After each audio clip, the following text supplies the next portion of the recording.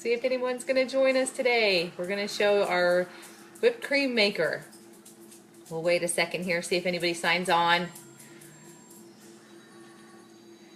If not, you can always watch it in the playback again, so that's fine. I'll still do the demo one way or the other.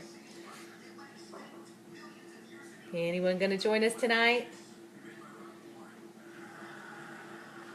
All right. Well, we'll go ahead and get started. And if you hop on, then you can always ask questions or jump in when you do.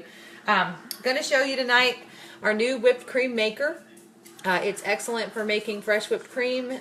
You can use heavy whipping cream, regular whipping cream, or you can also use coconut milk. From what I understand, there's a recipe on our Pampered Chef website for the whipped cream using coconut milk. So if you have a dairy intolerance or just prefer not to use dairy, you can use coconut milk instead of the heavy whipping cream.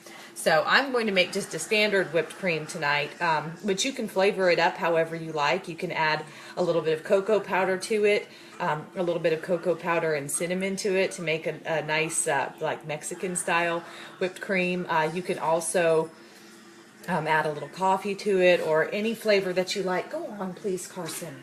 Sorry, that's my child. I can't make a video without my child jumping in on me. So there are lots of different ideas for it, and on our website you can also find a nice PDF document that shares about 5 or 6 different flavors for different types of whipped cream. So tonight I'm just going to make a standard whipped cream, and all that it has in it, let me show you the whipped cream maker first.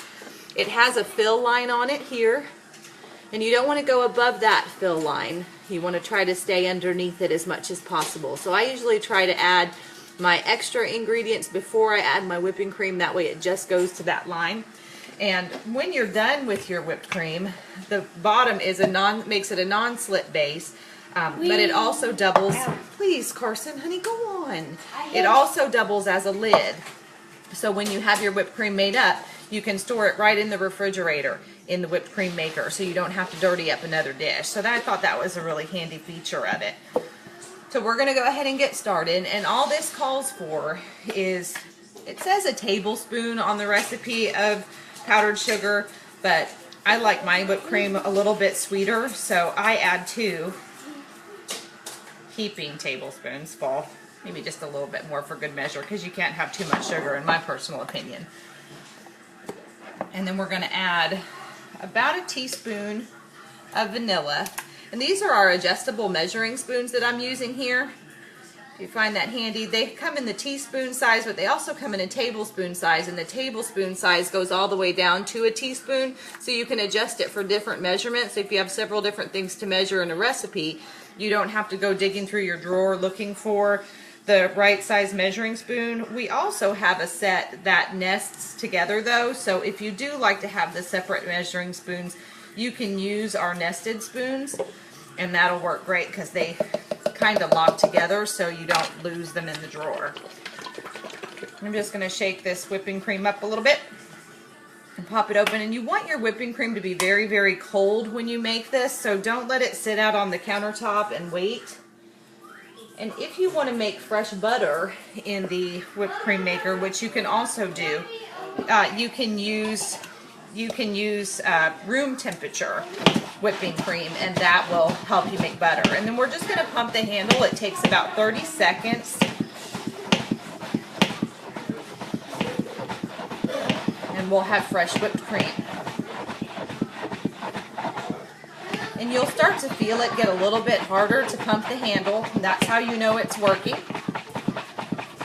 I hope y'all are timing me, because it really does take about 30 seconds. And I bought some strawberries today, so tomorrow we're going to have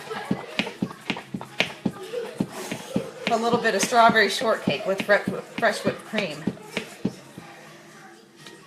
Let's see. And you'll see that in 30 seconds we have fresh, thick and creamy whipped cream. What do y'all think? Pretty neat, huh? I haven't tried it for butter yet, but I plan to. Hold on, let me wash my hands off because I got whipped cream all over me. I haven't tried it for butter yet, but I'm planning to use it for butter soon. So I hope you enjoyed this. I'm going to pop this into the refrigerator so we can have strawberry shortcake tomorrow for a snack. I hope you all have a great weekend. We'll see you soon.